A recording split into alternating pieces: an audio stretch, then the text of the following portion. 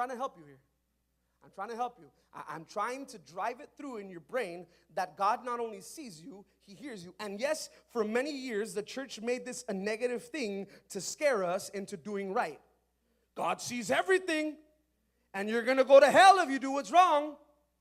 But the reality is that a lot of people, through no fault of their own, because that's the way they were taught, and that's the way they experienced church, and that's the way they experienced God's grace, they were not aware of how to deal with our situation. So they used verses like these to scare us. See, God sees you. No, don't go over there. You remember when you go out with your friends and you're not where I am, God sees you. And my mom would tell me this, and He tells me everything.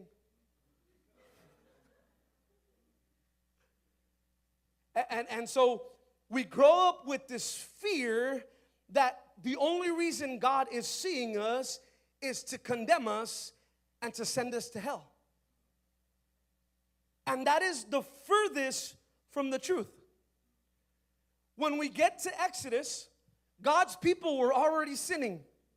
They were already making mistakes. They were already dealing with their own issues and their own problems, and they were already committing grave errors. But God didn't tell Moses, I have seen how badly my people have behaved. No, He said, I have seen their suffering. And I have heard their cries of distress. So when you are suffering, when you are going through something difficult and you are struggling with something, remember that God sees you and God hears you. And if you remember that God hears you, then when you call on His name, He will answer.